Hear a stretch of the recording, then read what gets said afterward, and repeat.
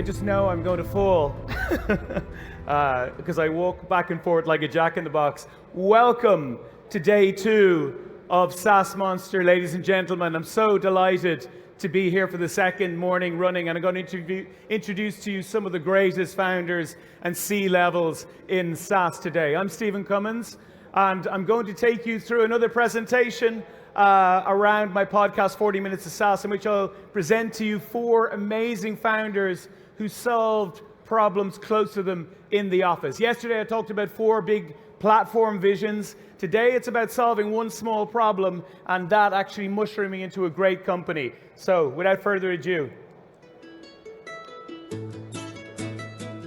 welcome to 14 Minutes of SaaS, the show where you can listen to the stories and opinions of founders of the world's most remarkable SaaS scale-ups.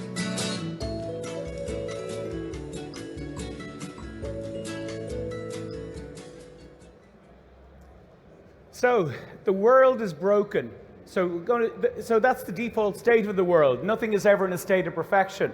So we're going to look at 4 founders. Before we look at them, we'll look at one other founder and listen to his philosophy. His name is Garry Tan. He's managing partner and founder of Initialized, and he has a great philosophy around this. Have a listen. And most people think it's too much capital chasing too few good people and too few good ideas. And to that, I say that's ridiculous. Look at how broken this world is. There are so many problems to fix.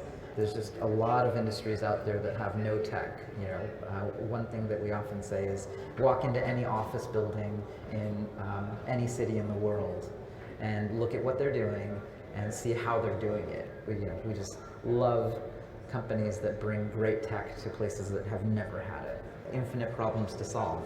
Infinite problems, and most of them are right under your nose, and most of the best ones to solve are the ones you personally feel. Okay, so we'll start with the office itself. This is Larry Gadea, CEO and founder of Envoy, and he believes in looking for boring problems, but he understands there's a good reason that he needs to make the solution very interesting. Have a listen. Look for things that people aren't excited about. The challenge is that you have to make it exciting. It's really hard to convince a bunch of engineers who are top talent to work on something really boring. Our core product, which is our Envoy visitor registration system, which is basically if you've ever gone into somebody's office and at their physical office and they have like an iPad up front and you got to type in your name and your email, maybe they make you sign an NDA or like that kind of stuff. When somebody signs in using Envoy, it notifies you via Slack. It posts it to like a database. It can integrate with your applicant tracking system. It integrates with Salesforce and like updates the CRM information. It integrates with Box and Dropbox to upload your NDA into a place that legal knows where to look. So starting with a simple sign-in problem, and most of you have probably signed in with Envoy before. They have 15,000 offices around the world with 150,000 people signing in on a daily basis. And as you can hear from the integrations, that data has taken on another life of its own. We're leveraging our kind of like Trojan Horse to get into people's offices through the front desk and through the visitor sign-in to the rest of the office. You're not solving a visitor sign-in problem, you're solving a problem around a lack of attention to the end user experience. And that's why we're building stuff for the mailroom, that's why we're building stuff for the meeting room, that's why we're building door access. And because these are all areas that are critical to businesses, but people they don't think of them as like an exciting, sexy thing in the office. And that's such an opportunity. And 3 of these clips, by the way, are from as yet unpublished podcasts. So this is the first time they've been heard. Founded in 2013 in San Francisco, he's raised $59 million at this stage for Envoy to elevate the work experience. It's a Trojan Horse strategy. He's not just done a lot with the data, he's moved from the front office into every room in the office building. Okay, another big problem is operational problems. This one is hiring. Meet Polina Montano, co-founder of Job Today. Previously an award-winning retailer, she managed fashion and then what she calls hardcore retail businesses, managing petrol stations for Shell. And I'll be introducing Polina in a few minutes onto this stage. Have a listen. Yeah, I was actually running a chain of petrol stations back in my country, Luxembourg. And actually, a petrol station in Luxembourg, at least, it's a very, I would say, hardcore traditional retail business. It's open 7 days a week. Opening hours are very large, so you constantly need people working shifts, and basically the turnover of both staff and customers is very, very high volumes. So it's really, really challenging to filling those positions and making sure you have people in the right place in the right time. Hiring in most sectors is very different because we are talking about urgency here, because these are operational sectors. The success of your operations literally depends on people. So heavy staff turnover in these types of businesses was the problem, and in response she conceived of and founded Job Today. All of those local jobs, they're just not available online. So they're hidden and job seekers can't find them. That's a pain that she wanted to solve. Just connect instantly over mobile interface people who are looking for staff and candidates who are looking for jobs. So retail, hotels, restaurants, that's where you get this kind of staff turnover problem. So founded in 2015, coming from a non-tech background, she's already raised 81 million with her co-founder and her team for the business. They've 700,000 companies on their books. That's since 2015, and they've processed over 100 million applications and helped millions of people get jobs within 24 hours. And she's going to be talking about the future of work any second now. Polina Montano. Okay. Find any expensive problem in your office. So have a listen and meet Michael Litt. He's the CEO and co-founder of Vidyard, a video hosting platform. And he came across a problem while he was working for BlackBerry back in the day.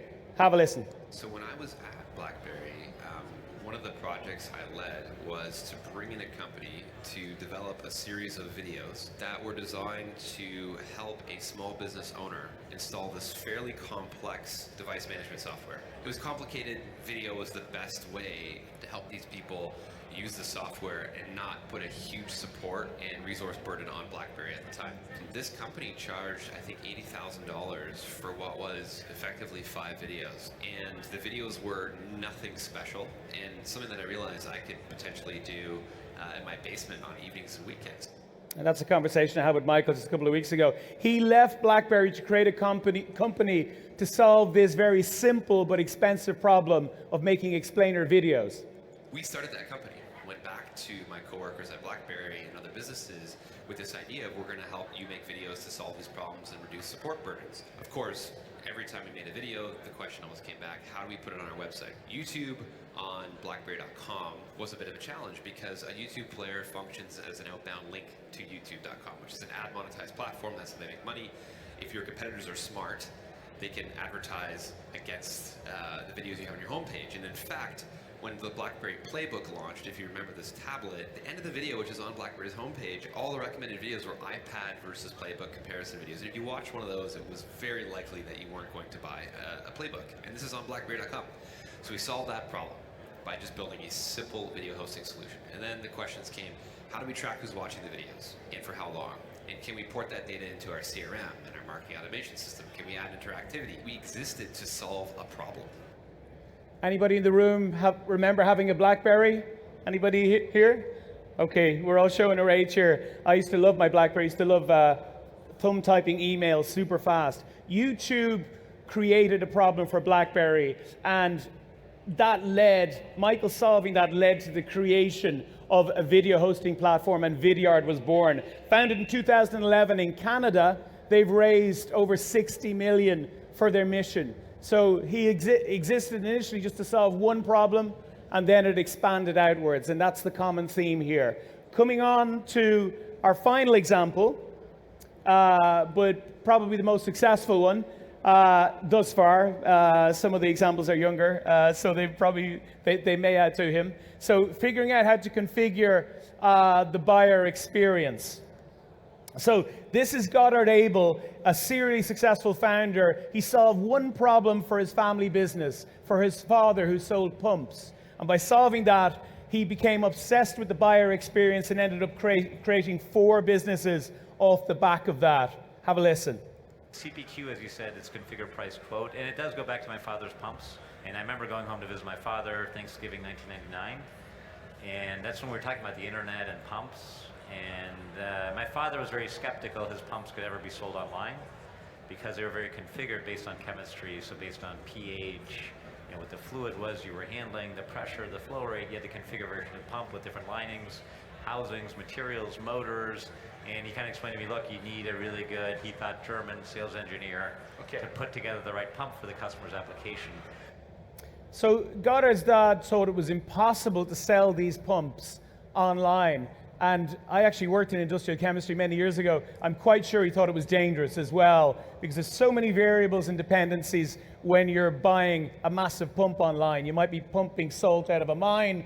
You might be pumping cleaning liquids in a car manufacturing factory. They all require different things, so very, very complex. So he realized that perhaps online they could create a configurator to do this. Think about how you buy a Mac online, how you configure it and all the dependencies. Okay, so anyway, he went after the problem. And then really I had the idea, I was in Silicon Valley and Cisco was selling complex routers, networking gear already in 1999 online with configurators. And the way configurators work, they kind of ask you, hey, what do you need? Right? Or in the case of PC like Dell, how much memory do you want? How much hard drive? What operating system do you want? And then the configurator has rules that based on your customer requirements, it puts together the right components and configures exactly the device you want. And in real time, it's showing you pricing, lead time, and so it makes it possible to order very complex products online. And then that was really the idea I then had. I'm like, well, Dad, why don't we build an online, today you'd call it cloud or SaaS, configurator for pumps, and then you can sell your pumps online. And so we started building that in 2000, and he became my first customer, and that was my long journey down the CPQ path, or it started then anyway. So as a result, he built a CPQ, or a configure, price, quote, called Big Machines. And 13 years later, in 2013, he sold that to Oracle for $400 million. 27 months after that, he basically replicated it for SaaS and sold that to Salesforce for a similar number. And then he went and co-founded, well, he actually did it in parallel, he co-founded G2. Again, all about the buyer experience, something that helps people choose and buy the right software. And on top of that, he's built another configurator, 3D configuration, which you can use for retail, and that's called 3Kit. So solve one problem, and it led to 4 massive businesses, solving one problem for his dad with pumps. So the message I want to leave you with is, instead of dreaming up really interesting problems, why don't you just find a simple problem that's under your nose, some pain you felt personally, solve that, and that could end up taking you down a rabbit hole of interesting problems to solve, and you could build a big business off it. So there it is. If you enjoyed the podcast, please don't forget to share it with your network, subscribe to the series, and give the show a rating.